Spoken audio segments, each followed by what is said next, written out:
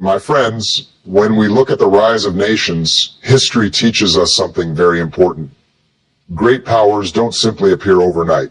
They are built brick by brick through vision, patience, and determination. And today, as we look toward India, we begin to see a plan subtle, quiet, but deeply ambitious. A plan that may well surprise not only America, but the entire world. Now, let's be clear, India has not stood still. It has invested in its people, in its technology, in its industries, and yes, in its defense. But more than that, it has invested in its identity as a rising power. While others see confrontation as the measure of strength, India has chosen something far more profound: strategy without noise. It does not seek a loud fight. It seeks a silent victory. America, for much of modern history, has been the symbol of power. We've built alliances, advanced technology, and defended freedom.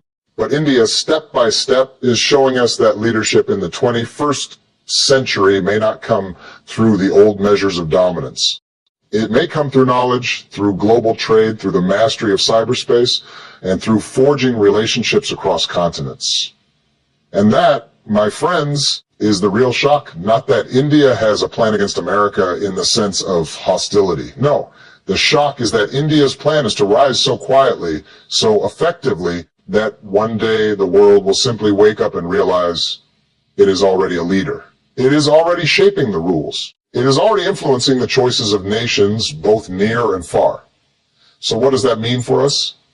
It means America must understand this new reality. We cannot take our place in the world for granted.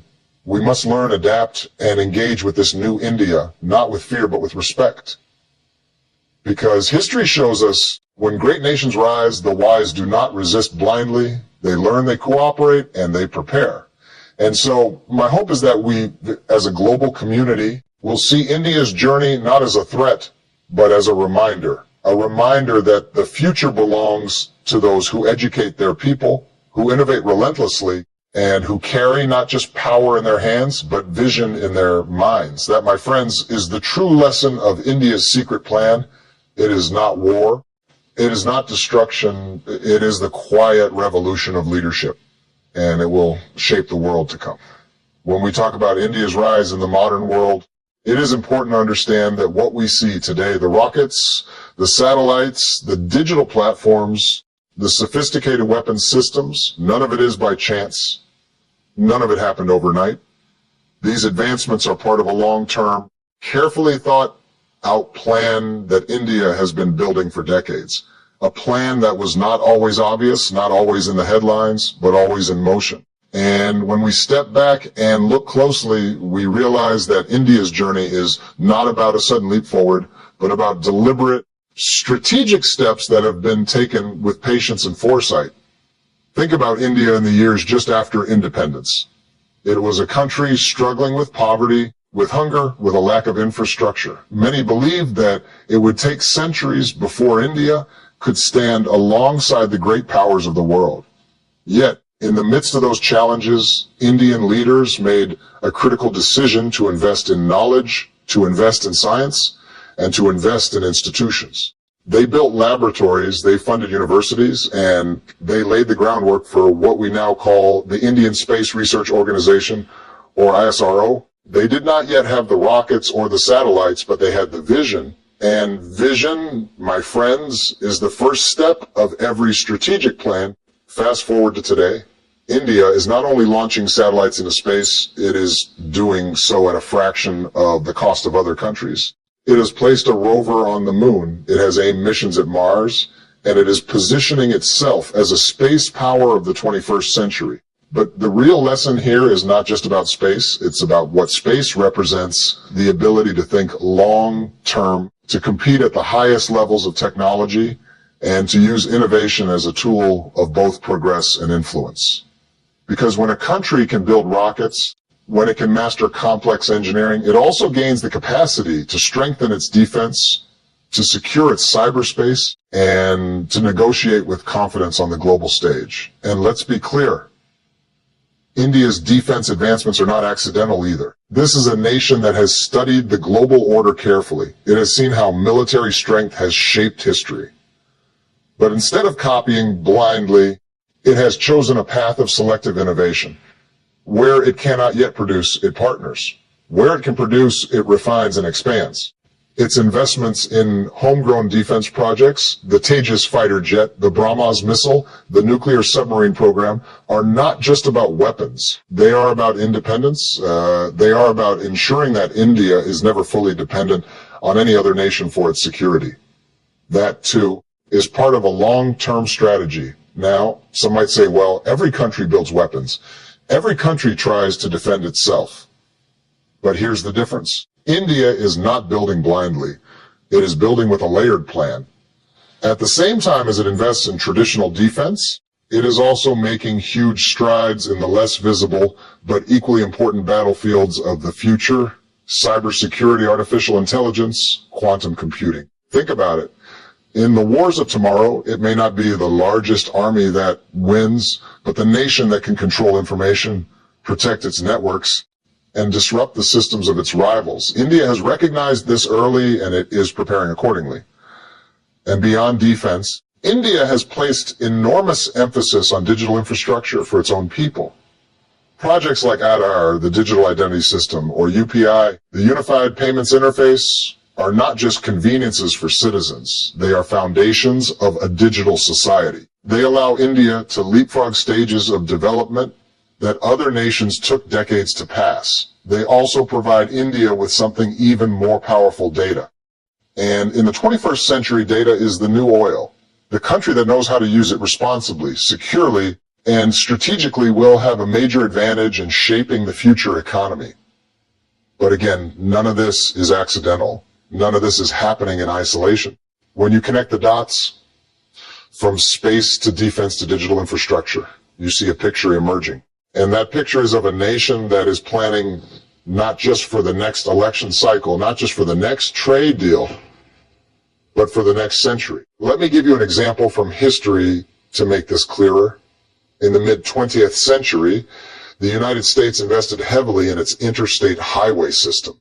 At the time, people thought it was just about roads, but what it really did was connect industries, speed up commerce, strengthen defense mobility, and unify a vast country. It was a long-term investment that paid off in countless ways.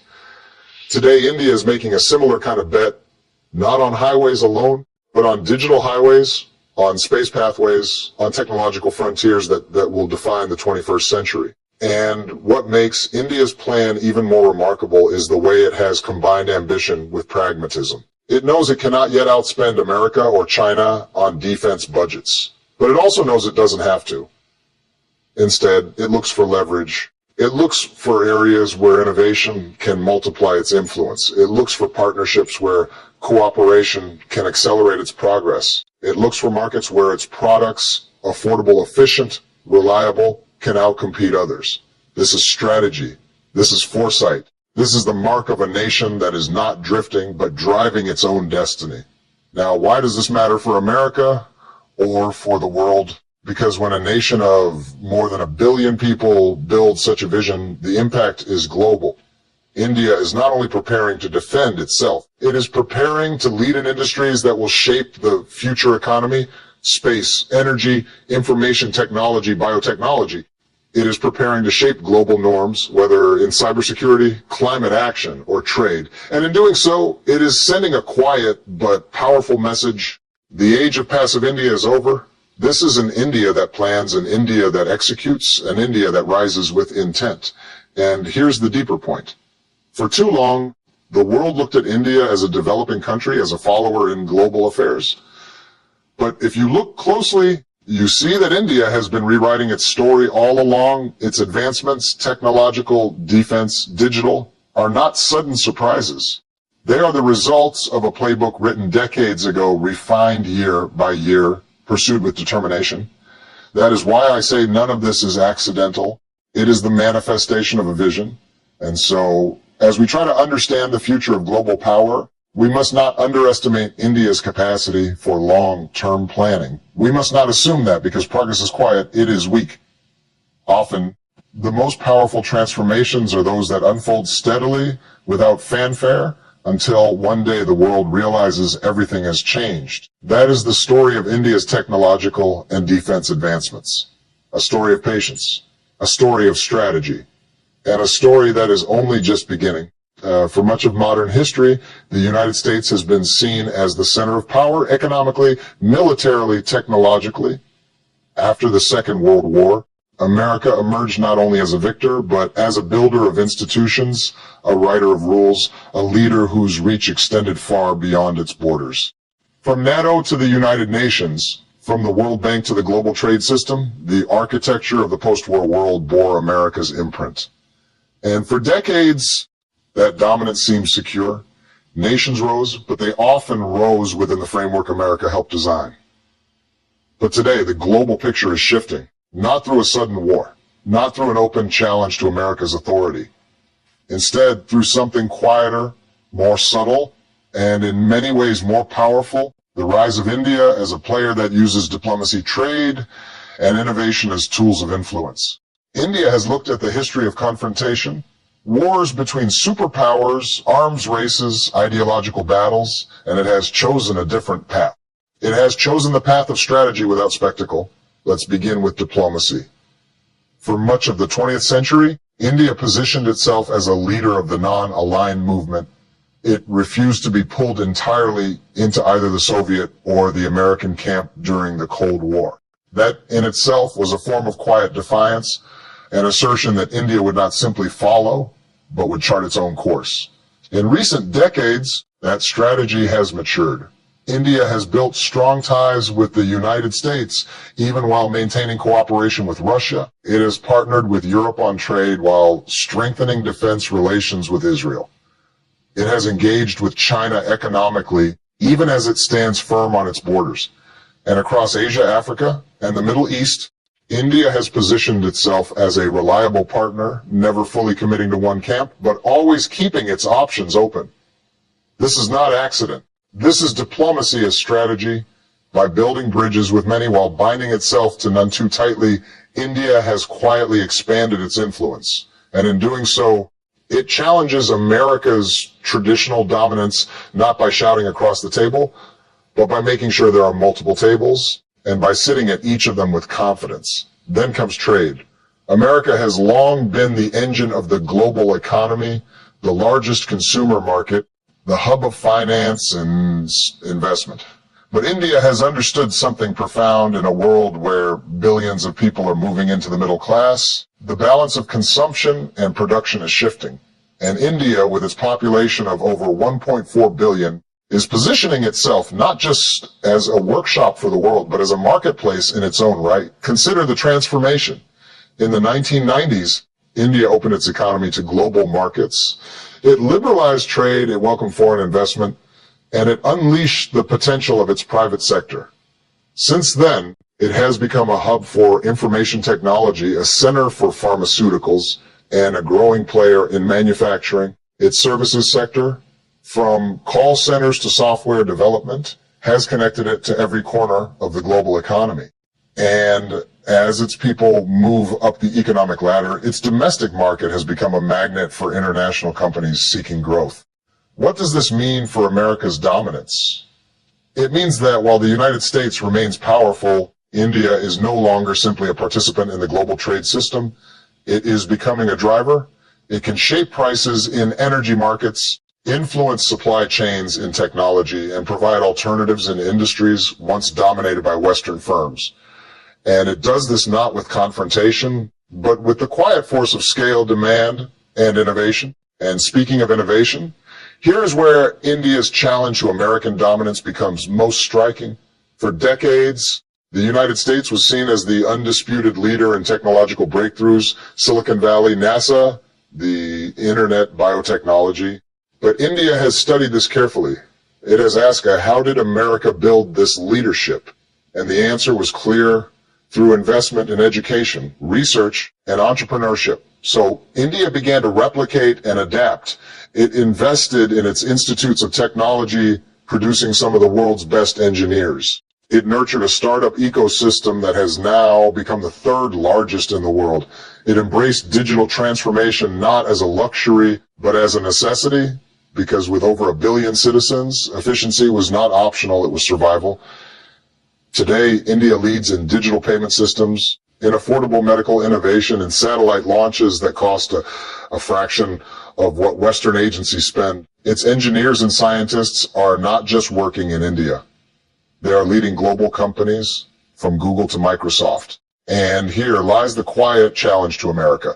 Innovation is no longer confined to the labs of Silicon Valley. It is happening in Bangalore, in Hyderabad, in Pune. It is happening in small startups that are finding ways to deliver healthcare to rural areas using smartphones, or to provide solar power to villages cut off from the grid. And the beauty of India's approach is that it innovates not for luxury, but for necessity. It creates solutions that are affordable, scalable, and exportable. And in a world where billions still struggle with basic needs, those kinds of innovations carry enormous global weight. Now, some may say, well, America still dominates. Its military is unmatched. Its economy remains vast. Its culture continues to influence the world, and all of that is true. But what India is doing is shifting the ground beneath America's feet, not by confrontation, but by competition of a different kind, by showing that you don't need to outspend the United States militarily to become a power. You can outthink, out-trade, and out-diplomacy your way to influence. You can build partnerships not through force, but through trust. You can attract allies not by demanding loyalty, but by offering alternatives. This, my friends, is the quiet revolution of India's strategy. While America's dominance has historically been backed by its fleets, its bases,